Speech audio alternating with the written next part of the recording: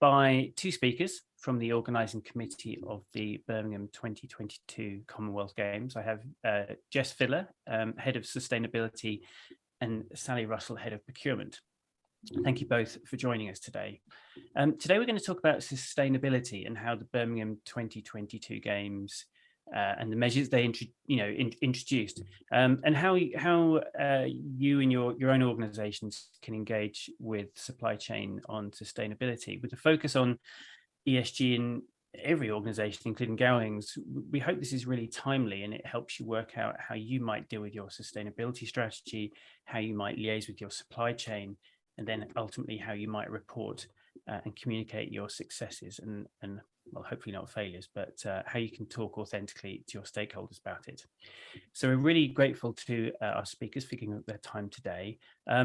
We have a number of questions to go through, but if you do have questions of your own, please do put them in the Q&A. There should be a button at the bottom, so please do put them in there. I can't promise we'll get to them all, and I would say that the shorter your questions, the more likely I am to understand them and to be able to put them to our panelists. So thank you for your help there.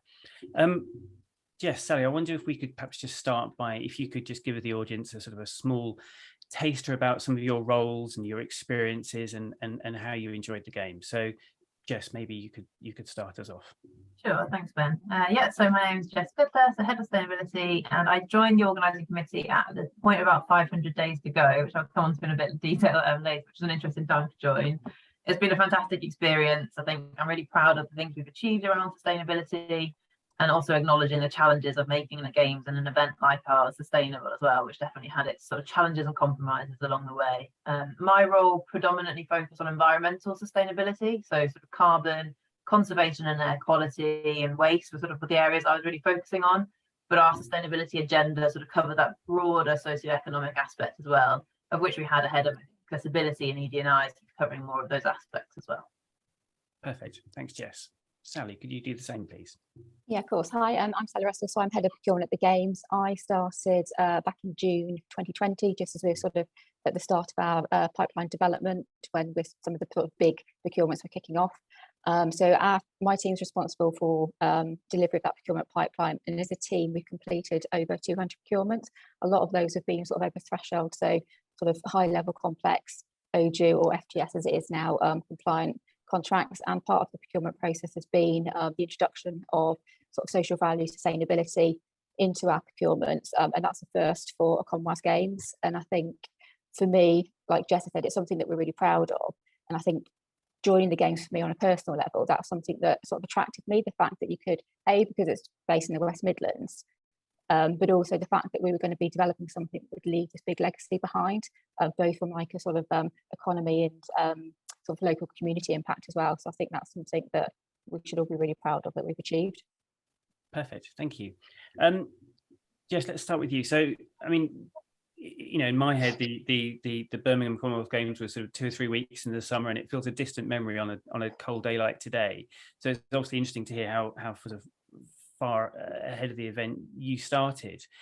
What was day one like? You know, because it's a sort of huge beast. How did you get your arms around it? Yeah, well, like I said, I actually joined the organisation at the point of 500 days to go, which was actually when the organising committee announced its sustainability pledge.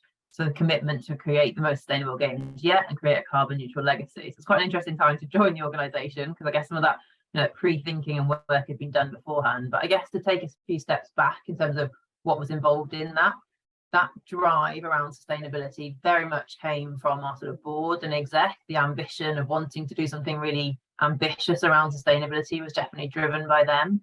There was a large amount of sort of stakeholder engagement involved in that process. So speaking with Games partners and suppliers and what's important to them. And I think key issues such as carbon, air quality, waste naturally came up via those conversations, and finding sort of local groups and things who are sort of really passionate about that. So it was almost naturally that sort of materiality exercise, really, that ambition from the Games sort of, I guess, exec committee, but also speaking with stakeholders that very much helped to identify those areas which were important to the Games. We sort of started to shape that strategy. We also looked at sort of what's within our control and what's outside of our control and what's within our influence, acknowledging, like you say, a 2-3 week event, you know, how do you sort of, what can you control and what, you know, what's outside of your control?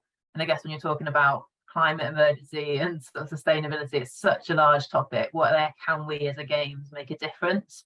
So all those factors very much played into sort of, I guess, identifying the strategy. There's also a vast amount of sort of benchmarking done as well. Obviously, Commonwealth Games only have to happen every 4 years. So actually 4 years ago, from a climate change perspective, quite a different perspective, but also looking at what other events are doing. And I think sports and sustainability is such an interesting area. And I obviously learned a lot more about that in the last year or so. And actually, there's some really pioneering examples of how people are using the sport and sustainability space to push this area forward. Okay. And was 500 days long enough? I mean, to me, obviously, sort of a year and a half, but was that quite condensed, do you think, to do that exercise? Yeah, I think the timing was about right, actually, to be honest. I guess we were obviously working on a generally games condensed time scale. But I think if you'd got, from an ambition perspective, if you'd gone too much earlier, it'd sort of be, you needed some substance behind that. So you needed to quite quickly to have some conversations with suppliers and partners as to how can you make that a reality. So I guess it's the case of setting that mandate, and that timing felt right to set that mandate. And I think that was a really helpful way of sort of keeping those conversations with suppliers, with partners going, but then also quite quickly putting some bones behind that to sort of what the reality of it was. Yeah. Okay. And hopefully you look back and think, job well done. But what did you learn from it? What did what do you think? Oh, if we'd had 600 days, for example, or what could you have done differently? What would have been the sort of the next steps to do if you'd had longer? Oh yeah, we spent a lot of time doing this, and I think if you're in sustainability, it's your natural mindset to always want to improve on areas that you did. But I do think that overall mandate was definitely helpful. I think setting that position of how you can sort of adopt those conversations with suppliers, talk to them around our carbon neutral ambitions. But I do think something that we didn't get right in terms of our timing was some of the sort of, I guess, documents and supporting pieces alongside that. So I'm sure Sally will touch on it, but our sourcing code came in a bit later. So actually we'd already had some conversations with suppliers and partners prior to setting that ambition. So there was a bit of a misalignment in terms of things like our sourcing code or our social value strategy was sort of a little bit in earlier stages. So there's some elements that maybe weren't quite as aligned as they could have been. So I think if I was to have my time again, I would have really sort of thought quite quickly about, right, you set that ambition, where does it need to feed through from a procurement perspective, from a supplier perspective, from a roles perspective almost. As a small central sustainability team, you can never be in every conversation. So how to sort of more formally account for sustainability responsibility across some of the other teams would be something I would also consider to make that sort of more set. I think another reflection is around engagement. I think around sustainability engagement, it's obviously such a key area. I know that you can never engage enough. There's a challenge in terms of the fact that we were such a growing organisation. So from the point I joined, sort of 100 people or so joining every week, how do you get their engagement around sustainability and make them understand how they need to do it in their roles? So that was definitely a learning that I would think about differently about how to do that. And I guess from an engagement perspective externally as well, from a spectator's perspective, I do think we missed a bit of a trick in terms of you've got thousands of people who are sort of interested, all eyes on the screen around the sport that's happening and the culture. How do you get sustainability to be more of that conversation? I think we did it in parts with including elements of like the public transport and the tickets and making people bring their refillable bottle, they're subtle hints, but I think we could have been more direct with that as well. Right, okay. And you talk about your internal engagement with the colleagues onboarding. How did you do that?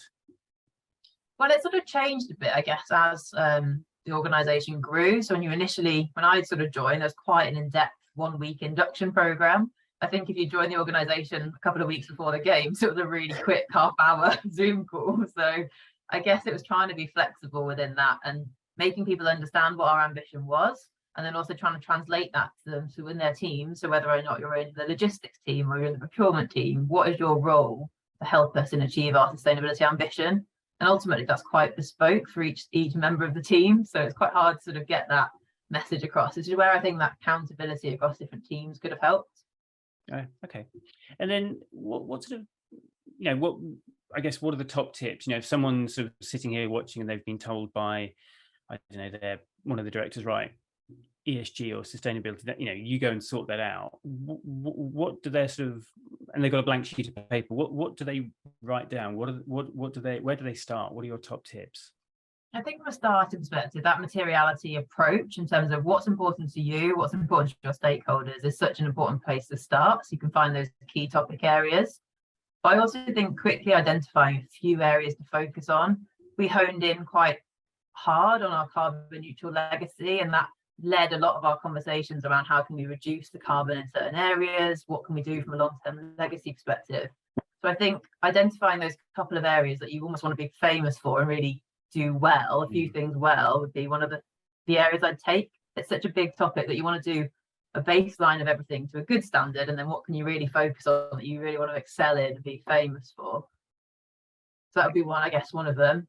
I think for us, a sort of piece in the bottom we often asked ourselves was ambitious but credible. So we obviously set a big standard in terms of most sustainable games yet, and first to create a carbon neutral legacy. But they needed to be credible as well. They needed to have that external verification. They needed to stand up to scrutiny, stand up to audits, because you were making such a big statement. So I think it's that balance between being ambitious, but also having the right proof points and the right credibility behind that. And just actually on the question of audit, is that something you had sort of an external body come in, or was that? Exactly, we've had quite a few different ones. So from a sustainability perspective, we aligned ourselves with the ISO 201 standard, which is a sustainable event management standard. So that checks out how you set up, how you consider your different stakeholders, how you assess risks. So that was an external audit we had done. We've also had our carbon neutral legacy ambition externally verified. So we had our footprint verified by 2 different consultancy partners, reviewing that overall approach. And then the forest, which is our predominant way of offsetting, is a really heavily governed process through auditing of sort of, I guess, the planting of the trees, the UK Woodland Code. There's lots of different elements to that, which I think is really important in terms of that credibility. And on the forest, have the planting work started, or what's the timing of that? Yeah, so obviously it's a long-term project. So ahead of the games and the last planting season pre-games, a set of forests were planted, and this is that the ambition from Severn Trent is by 2024. So it's a long-term project, but 2,022 acres is a large amount of space, right? Yeah. And I guess we're very much acknowledging the fact that our approach with planting trees is a long-term approach that doesn't happen overnight. It is going to be decades until that process is rebalanced. But in our opinion, taking that sort of approach locally was what we wanted to do, because of all the additional benefits it has, getting people out in green space, getting people volunteering, biodiversity benefits. So for us, that was a very sort of conscious decision that that's what the approach we wanted to take. Perfect. Okay, thank you for that. And we'll perhaps come back to you when we talk about some sort of comms and reporting and how you do that. But Sally, on the procurement side, how did you engage with your supply chain, and were they willing participants, or sort of were they a bit sort of begrudging and shrugging shoulders, going, "Oh, sustainability, do we have to," sort of thing? No, I think with procurement, it did give us a real opportunity to make a difference and sort of measure social value and sustainability. As I said, it's one of the first for Commonwealth Games to actually include this as part of their procurement processes. And as Jess mentioned previously, as part of that, we developed our social values charter and sustainability sourcing code, which sort of set out our strategic focus for the Games and sort of what our expectation would be from any suppliers that we entered into a contract with. I think the first sort of stage of engaging with the supply chain was just through our market engagement. So when we're going through that sourcing sort of strategy development stage at the beginning of any procurement, we would hold sort of market engagement events. Obviously, due to COVID, whereas pre-COVID, you would sort of get everybody in a room, invite all your suppliers, have sort of presentations and conversations, whereas a lot of our market engagement had to be done through sort of either through our e-procurement system via questionnaires, or we would have sort of like Teams meetings. And what we would do is make sure that sustainability was on the agenda. So that might be that we'd invite sort of Jess or somebody else within her team to come and sort of talk about our expectations. We would make a link to how we would be evaluating it within our tender, and that's obviously dependent on procurement that we're going out for at the time. So I think those market engagements sort of gave us that initial platform to talk about the aims of the Games, sort of how we're using procurement to ask suppliers to think about sustainability, what they can offer the Games, and sort of how they can then present that in their bid responses. Yeah. Sort of based on the evaluation criteria and things like that. So also part of our, obviously, for being bound by public procurement regs, a minimum of 10% weighting is given to our evaluation on social value, which includes sustainability. And I think one of the key lessons learned, if you're thinking about sort of how you can include sustainability, social value, is just to consider it right at the outset. I think, as Jess mentioned, the sourcing code came in later, so that was something that we had to introduce to the new procurements at that point, but we also had to go back and ask our suppliers who are already in contract to actually sign up to that code as well. And I think you need to think about, sort of, you ask from suppliers how you intend to sort of manage, evaluate, monitor the commitments going forward, so that suppliers are aware of what our expectations from them are before they actually put in a bid for any of our tender opportunities. Okay, just on the sourcing code, can you just sort of explain to folk what that was or what that means? Is that? Yeah, so with the sourcing code, so it just sets out sort of strategic aims and objectives of the organising committee, how we'll be looking for sustainability from our suppliers, and just some of sort of the criteria that we would be asking them to sign up to if they were actually successful in winning one of our contracts. Perfect. And you must have had a large number of suppliers, and presumably some were sort of, FTSE 100 PLCs, and some were sort of small one-person businesses. I mean, did you have different requirements? Were you sort of, tougher on those who could take it and more lenient on others, or was it one size fits all?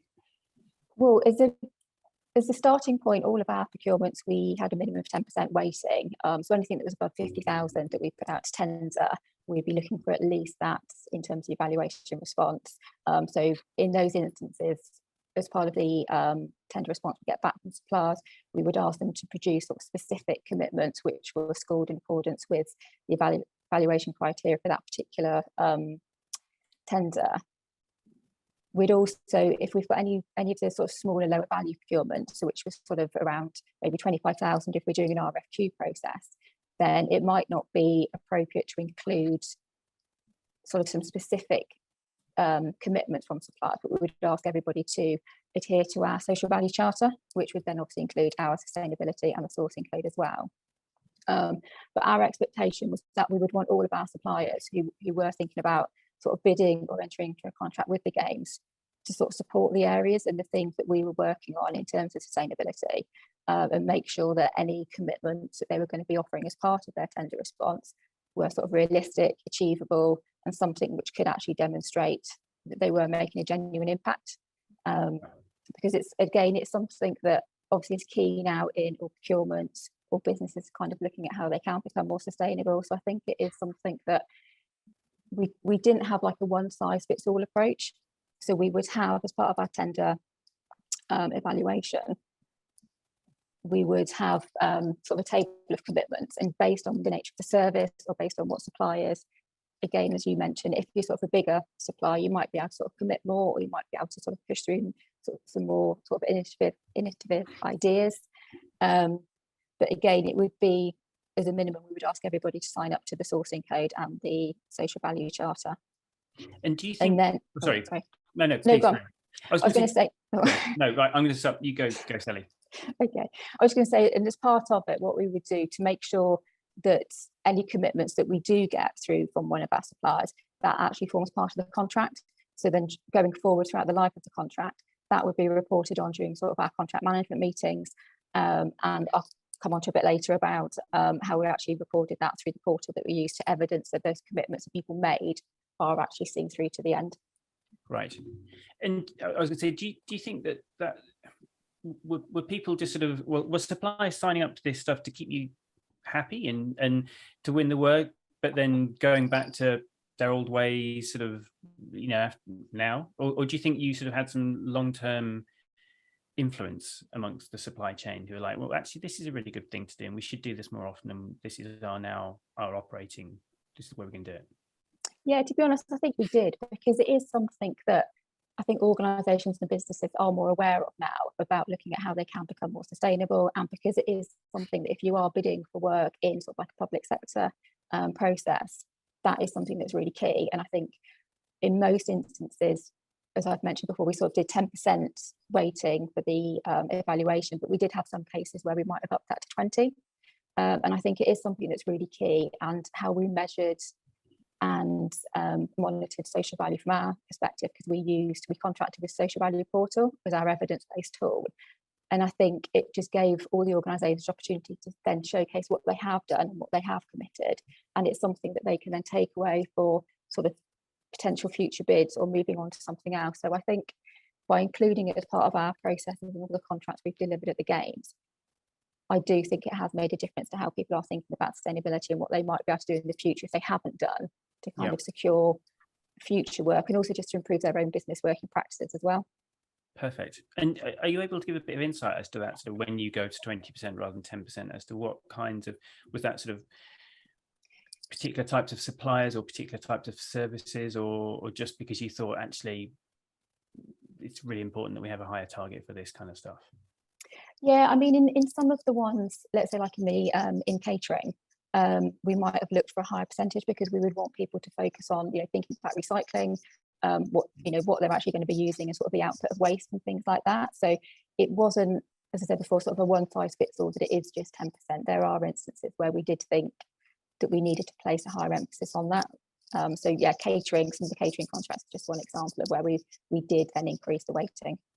Perfect.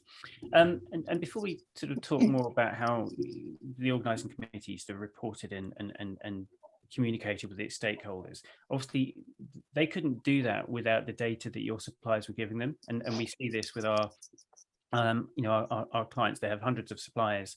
They've got their own corporate reporting, whether it's a regulatory mandated thing or a voluntary thing, and it's no good getting data in different formats with different units of measurement the day before you report, and you've got to translate it all. And I guess in some respects you might have been a bit luckier because you didn't have loads of overseas suppliers. Maybe you did, I don't know. But how did you get that data from your suppliers to give to Jess and her team to do something magic with? So we contracted with Social Value Portal. So that was the platform that we used to be able to ask for the commitments to be inputted into the system, because we mapped all of our commitments from the contracts were mapped to TOMs, so the themes, outcomes, and measures. So we asked suppliers to sort of identify credible targets for any commitments that they included as part of their tender response, which again were part of the contract, so that we could then monitor them during the life of the contract. And I think by using Social Value Portal, we worked with the supplier, so they would actually input those commitments into the portal, and then during the life of the contract they would then add in their evidence as to how they've actually achieved that particular commitment that they've had as one of their measures. And then from there we're able to generate reports, we're able to get all of that data kind of across all of our contracts, as opposed to just looking at things on a contract by contract basis. So then as part of our sort of end of games evaluation and sort of passing on some of our knowledge onto the next games that are going to be in Victoria, we as a whole, we can kind of show what kind of commitments we have been able to deliver and achieve as an organisation, not just on a contract by contract level. And I think by using something like Social Value Portal, it's also a good tool as well for suppliers at the end of the contract to be able to see what they've actually delivered. And right. That's sort of the evidence that they can then also use as an organisation to show what they have achieved. And if they are moving on to sort of bid for future work, that's a really good showcase to use. And sort of coming back to your point for reporting, I think by having a centralised system like that, it just meant that it was easier then to produce those reports. If sort of Jess or anybody in her team needed to see what had been delivered, they've got access, and there's sort of different reporting mechanisms you can use off of that tool. And also if we're reporting into sort of any of our governance boards or sort of EMT, then we're able to give them the high level overview of what we are achieving in terms of social value and sustainability.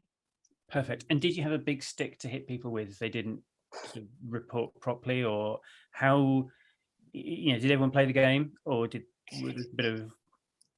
In parts, most did. I think once people sort of realised how the portal would benefit their company as well, and sort of be able to showcase what they're doing and sort of what they could gain from it, as opposed to just saying, yeah, I've done that in terms of this contract. I think we did get more buy-in. But again, it's like anything, if it's a new tool or something that people aren't used to, it's just kind of explaining what the benefits are. And that's part of what we're doing now is we're kind of closing out all of our contracts. We need to make sure that all of our suppliers, before we kind of close them out completely, have actually demonstrated that they have committed and able to evidence any of those sustainability commitments they've made as part of their contract. Yeah. And did you have and this is what, again, sort of final question really on sort of supply chains and procurement for me is that, again, a lot of our clients are saying, helpfully, can you ESGify our supply contract? Like, well, what does that mean? It's a new word, ESGifying. But I think essentially we sort of, I guess, need to go into do some monitoring and auditing of our supply chains, of, you know, whether as a spot check or because there's been potential breaches, for example, with commodities from the rainforest and what have you. Again, did you have that kind of experience that you needed to go in and do monitoring, auditing, spending time with suppliers to make sure that what they said they were doing, they really are, and not just relying on their reporting? Yeah, I mean, in some cases, we did do. I think it's picked up during sort of all the contract management and the monitoring meetings. And if there's anything that's identified as potential risk or any concerns that we've got, then the contract managers would delve deeper into the supplier to make sure that, like you say, they are actually delivering. It's not just that they're doing like a tick box exercise to show that they have done something. We do actually want that evidence-based approach, because we need to make sure that from our own purposes, from the legacy, from an audit perspective, that all of these commitments that we have contracted, you know, part of them winning a particular contract would be on what they said they're going to do around sustainability. So we need to make sure that we have got that evidence based to show that they have actually achieved what they set out to do. So if needed, then we would sort of delve deeper into looking at what people are delivering. Perfect. Okay, so we've sort of set the strategy, and then we've started to implement it, and we've pushed it down our supply chain, and all's gone really well. So now comes the sort of telling the story, I guess, and communicating it to stakeholders. Now, curious, Jess, you know, we'll talk a bit in a minute, but I guess, you know, you have a number of stakeholders, again, like our commercial clients. They've got their employees internally, they've got their shareholders, they've got their customers, they've got lenders, all sorts of different folk going on. Did you find one group of stakeholders harder to please than the others, or were they all as demanding and challenging as to what you'd achieved?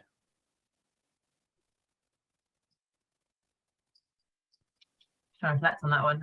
I guess from a sustainability perspective, you're always going to have, when you make a big claim around an event being sustainable, you're always going to have people that say, well, that's not sustainable, that's not sustainable. And I think it was a case sometimes of being quite realistic around the steps we have taken, the things we have really focused on, and areas where there are compromise. And the approach we always tried to take as a team was to be as transparent as we could be, to being really clear about our approach to carbon neutral legacy, that it is going to take time, and the reason why we've chosen that approach. So I think for us, we really try to focus on that transparency piece. So a few examples would be, you know, on the website, we put our carbon management plan on the website from really early days. That's a 30-odd page report that's, you know, really quite in depth in terms of the approach we're taking.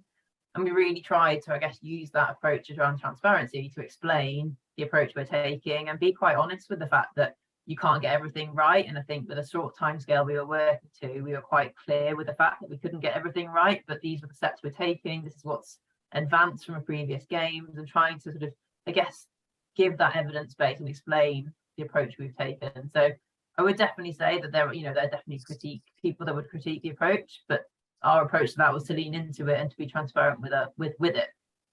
Yeah, no, and I think that mirrors with the sort of the advice we give people about the authenticity, that, you know, for something so new, something so complicated, yeah, as you say, you're not going to keep everyone happy. So you've just got to be honest about your successes and your failures and what you're going to do sort of next year or the year after. And I guess that doesn't apply so much to you, but exactly. And I guess that's one of our challenges, that we don't have an opportunity to kind of do that again. But one thing we are really keen to make sure is that we do pass on our lessons to, you know, I guess, sporting events, but also if there are applicable things beyond sporting events as well, to sort of pick up on those lessons. So we're just in the process at the moment of writing a full post-game sustainability report. It's quite a detailed view of case studies, examples, data, to be as transparent as we can.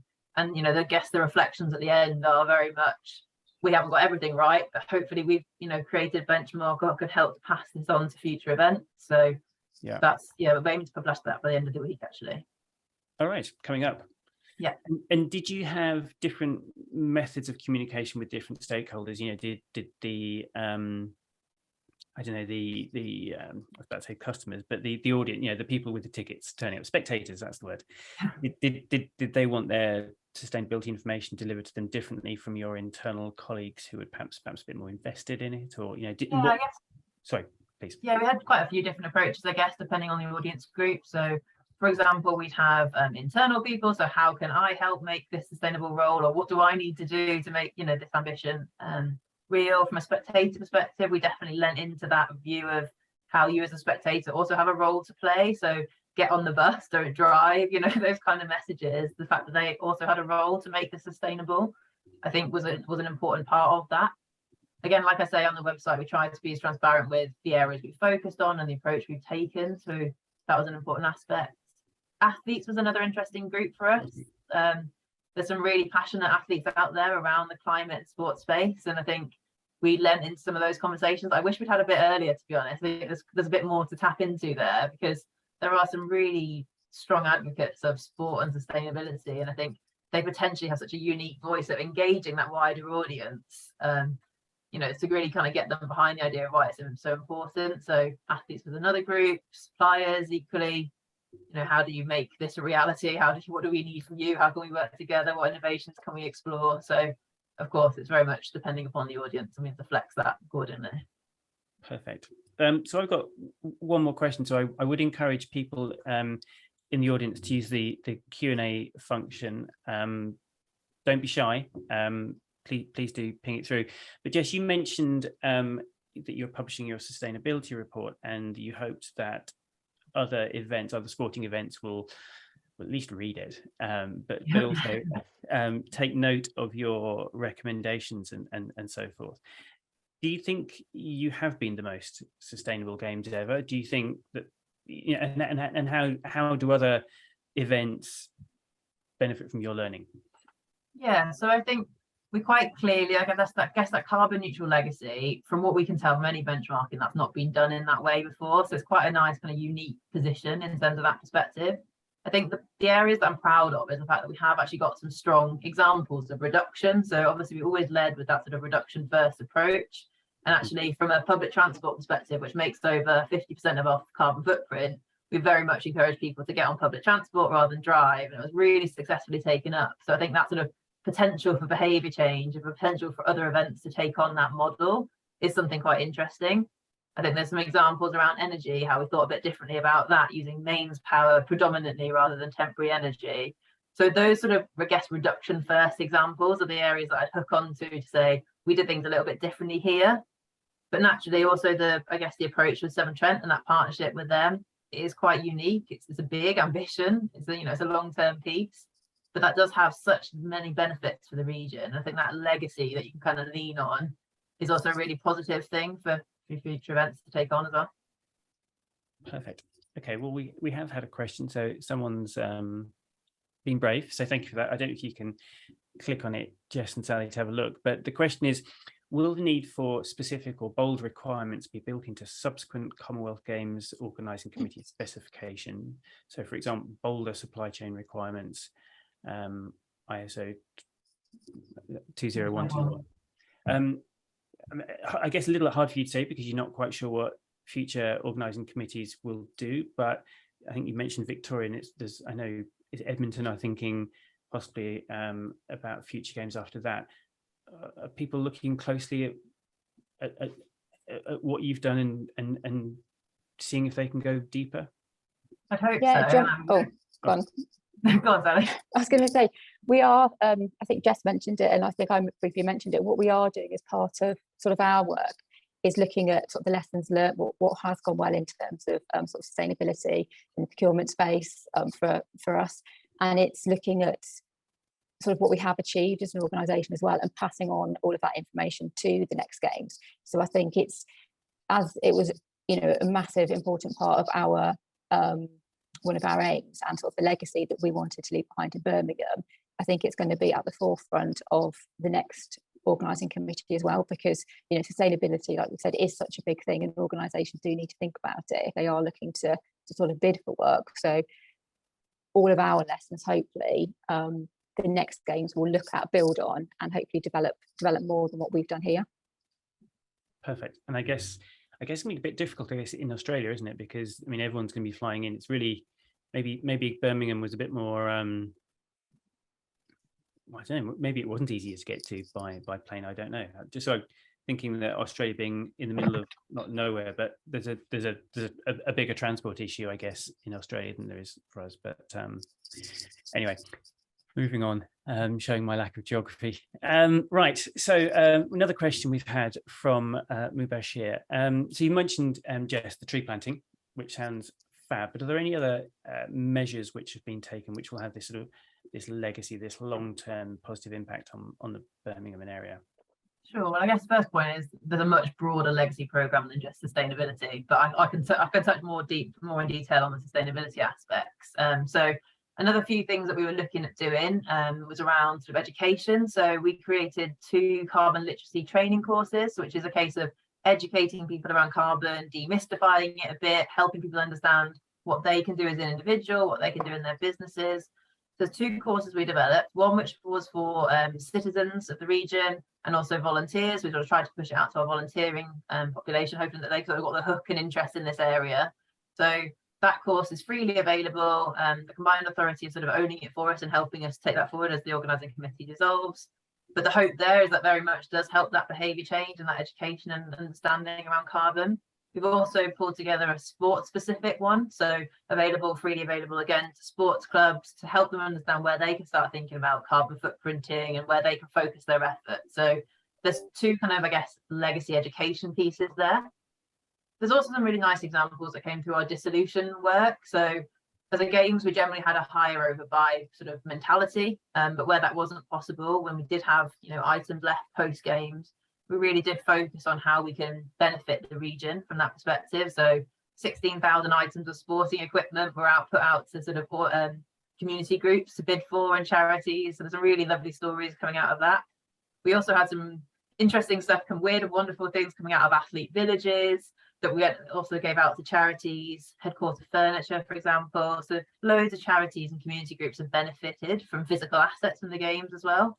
There's a really nice example working with a charity called Active Wellbeing Society, who have now used 2 of our community vehicles as sort of mobile share shacks. So these will have things in it that you might want to use as a community group, but you don't necessarily need to buy. And these mobile share shacks can go around the region and people can rent them for free. So there's some lovely examples coming out from a dissolution perspective as well. But I guess from a legacy perspective more broadly, there's loads of great work happening. The Gen 22 program, there's loads of other work happening in that space. But I guess my focus is more on the environmental sustainability work. Perfect. Thank you. And Darren, thank you for correcting me. Yes, not Edmonton, it's Hamilton. Okay. So, I suppose final question for me is, would you do it again? Sally? What, work on the games? Yeah. Yeah, definitely. I think it's been it's one of those sort of one-off opportunities to get involved in something like this. Because it's on your doorstep anyway, because I live in the West Midlands, and just to be part of, not just delivering that event over the 10-day period, but also, all the things that Jess has just spoken about, then the whole legacy, everything that you're doing sort of to develop the local economy, develop local community groups, generating kind of jobs for people, just to be part of something like that has just been such a brilliant opportunity. Perfect. Jess, I assume you're similarly positive? Exactly, yeah. And I think the point you made around that sort of conversations and opportunities to work with other partners and suppliers and help them around their sustainability journey and be part of that movement forward is definitely something that I've really enjoyed. Perfect. Well, thank you both, not just for speaking to us today, but thank you for everything you did for the games. It was fantastic. And I know Gowling was, many of our clients and many of our colleagues really enjoyed going to the event. So thank you for being part of that and putting on such a great show for us. Thank you very much to everyone for attending. Really appreciate it. Thank you for your questions. If what you've heard today, and I'm sure it has whet your appetite and you're now sort of cracking your knuckles thinking, right, I'm going to crack on and sort out my own organization sustainability strategy. A short or a small plug, if I may. My colleagues in Canada are putting on a webinar tomorrow at 5 p.m. UK time on issue spotting. It's going to be the first of 3 ESG webinars. So yeah, first one tomorrow at 5 p.m. how to spot issues and how to sort of do that mapping exercise that Jess talked us through at the beginning. So if you Google Gowling ESG webinar, it is likely to feature in the top 1 or 2 results.